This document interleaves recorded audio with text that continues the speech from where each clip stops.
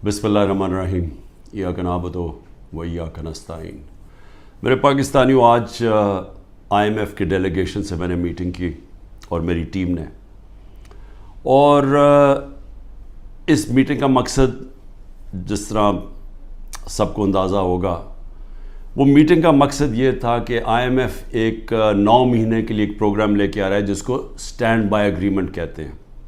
ये क्यों लेके आ रहा है? क्योंकि अगर ये IMF का अब कर्ज़ा जो $3 अरब का इनको नहीं मिलता, तो ये याद रखें कि पाकिस्तान, जो मैं आज से साल पहले कह रहा था, बल्कि 13 महीने पहले मैंने जब कहा, तो मेरे ऊपर इन्होंने कहा गद्दारी का केस करना चाहिए। सारा शोर मच गया कि इमरान खान मुल्क के अंदर एक वो फ़िज़ा बना रहा है जिससे मुल्क की मैशत को नुकसान होगा। मैं ये कह रहा था कि जिस तरह ये हुकूमत जा रही है, पाकिस्तान को डिफ़ॉल्ट का खदशा है। डिफ़ॉल्ट का पहले मतलब समझ ले क्या है। डिफ़ॉल्ट का मतलब ये है कि अगर इनकी अभी पिछले महीने 38% महंगाई थी, जो पाकिस्तान की तारीख की सबसे ज़्यादा है, तो अगर पाकिस्तान डिफ़ॉल्ट कर जाता है, यानी अपने कर्ज़े वापस नहीं कर सकता, तो ये इससे दुगनी हो जाएगी, ये 60% पे पहुंच जाएगी। बल्कि ये वो जिसको कहते हैं हाइपर इन्फ्लेशन, कि वो आएगी महंगाई पाकिस्तान में कि लोग, यानी एक डबल रोटी लेने के लिए नोटों की थदियाँ ले जानी पड़ेंगी, यानी जिसको हाइपर इन्फ्लेशन कहते हैं। उससे कमज़ोर तो बिल्कुल ही पिस जाता है ना। तनख्वाहदार तबका जो आज बड़े बुरे हालात में है, इससे बहुत दुगने बुरे हालात होते हैं अगर डिफ़ॉल्ट करता है। और सिर्फ फ़ायदा किनको होता है? जिन्होंने डॉलर में पैसा रखा हुआ है, जो मुल्क से बाहर हैं। ये जो लोग ऊपर आज हुकूमत कर रहे हैं, जिनके सारे पैसे बाहर पड़े हुए हैं, अरबों डॉलर बाहर पड़ा है, इनको तो कोई फ़र्क नहीं पड़ेगा, लेकिन पाकिस्तान के अंदर लोग पिस जाएंगे। तो लिहाजा हमने फिर IMF को हमने कहा कि ठीक है, हम इसको, आपके ये जो स्टैंड बाय एग्रीमेंट है, ये तब तक एंडोर्स करते हैं जब तक इलेक्शन हो के एक नई गवर्नमेंट नहीं आती। जो नई गवर्नमेंट आएगी, ज़ाहिर है वो अपना फिर से अपने प्रोग्राम के तहत IMF से बातचीत करेगी। लेकिन सिर्फ मैं एक चीज़ कहना चाहता हूँ आज, कि यही जब हमें मुश्किल पड़ी थी FATF के ऊपर, FATF की हमें ब्लैक लिस्ट पे हमें खदशा था कि हमें डालने लगे हैं। हमें पार्लियामेंट के अंदर एक कानून पास करना था।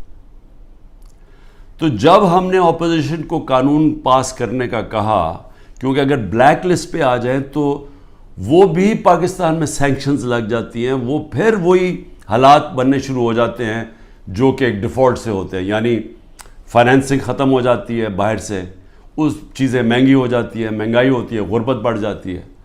तो उससे बचने के लिए हमने वो लेजिस्लेशन पास कर रही थी असेंबली में।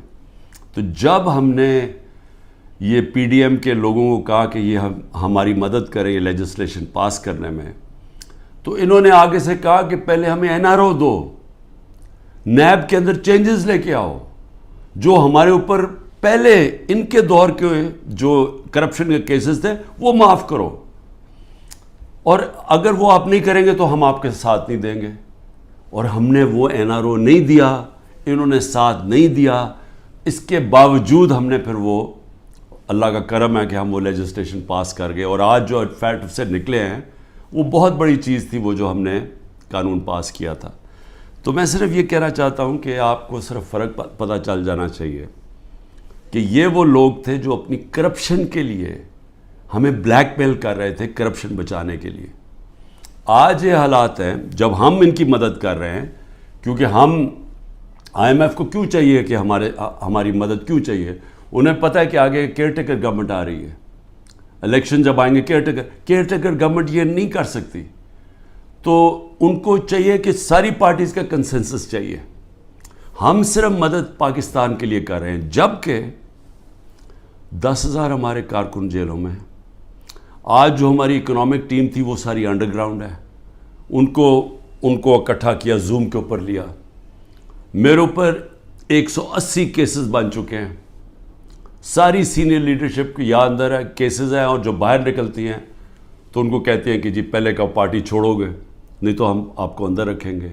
जो हमारे लीडरशिप जेल में है उनके ऊपर इंतहा किस्म का پریشر ڈالا جا رہا ہے.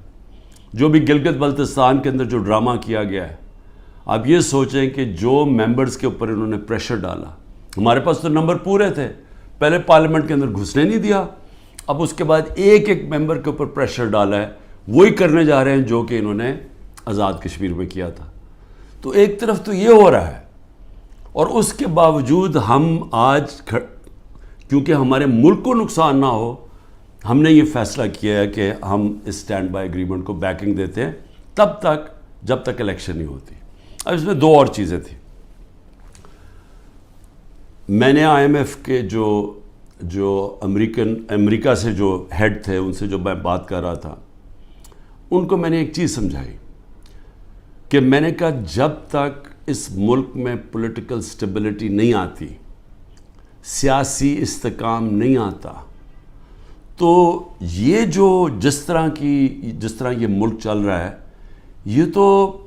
یہ اب تھوڑی دیر اگر آپ 3 ارب دے بھی دیں گے اور 3 ارب ڈالر کی دینے میں تھوڑے سے اور ڈالرز بھی 5-6 ارب ڈالر اور بھی آ جائیں گے, تو یہ تو کینسر کا علاج ڈسپلن سے ہو رہا ہے.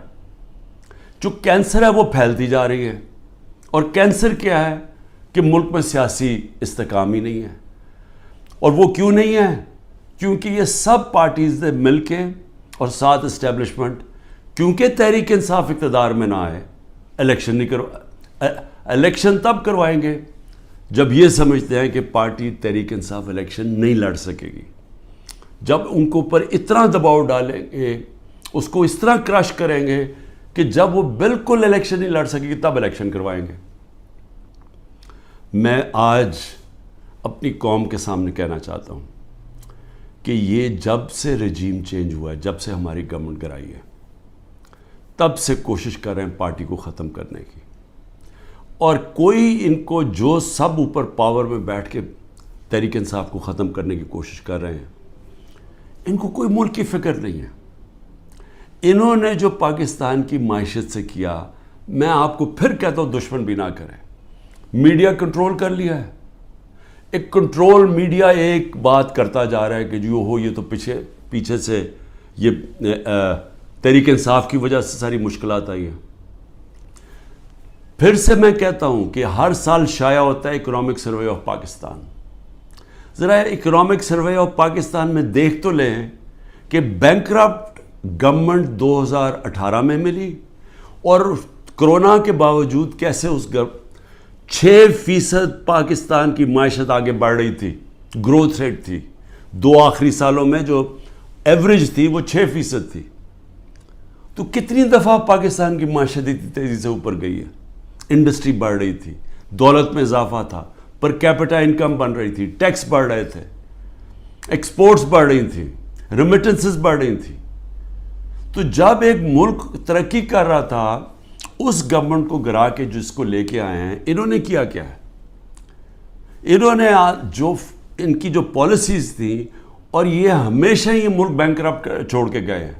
99 میں بھی جب یہ نون لیگ گئی ملک بینکرپٹ تھا, 2018 میں بھی بینکرپٹ کر کے گئے, اور پھر آتے ساتھ ہی ایک اکانومی جو چل رہی تھی اس کو بینکرپٹ کر دیا. انہوں نے کیا؟ انہوں نے پہلے بھی جب ایکسچینج ریٹ کو زبردستی روک دیا جب 2018 میں, تو ایکسپورٹس گر گئیں. انہوں نے روپے کو جب اوپر رکھا جو اس کی مارکیٹ ویلیو نہیں تھی, تو اسے ہوا کیا؟ امپورٹ سستی ہو گئی, ایکسپورٹس مہنگی ہو گئی, ایکسپورٹس گر گئی. جب ایکسپورٹس گریں ڈالر کی جب 3 گنا زیادہ جب امپورٹس ہو جائیں ایکسپورٹس کی, تو وہ ملک کیسے آگے ترقی کر سکتا ہے؟ تو تب بھی انہوں نے یہی کیا. اس بار آتے ساتھ ہی انہوں نے یہ نون لیگ نے پھر وہ کیا, روک دیا اس کو روپے کو گرنے سے. لیکن مصنوعی طور پہ جب آپ روکتے ہیں, اس کا کیا ہوا کہ ریمیٹنسز گرنی شروع ہو گئی, ایکسپورٹس گرنی شروع ہو گئی. پھر را مٹیریلز جو امپورٹ کرتے ہیں ہم انڈسٹری کے لیے, اس کو بند کر دیا. انڈسٹری نیچے جانی شروع ہو گئی, ٹیکس کلیکشن نیچے جانی شروع ہو گئی. 3 ارب ڈالر کا ہمیں مل رہا ہے اس وقت آئی ایم ایف سے اسٹینڈ بائی ایگریمنٹ پہ جو پیسہ آئے گا. 7 ارب ڈالر صرف 1 سال میں پاکستان کو نقصان ہوا ہے ایکسپورٹس کی کمی میں اور ریمیٹنسز کی کمی میں. ریمیٹنسز کی کمی میں کیوں ہوا؟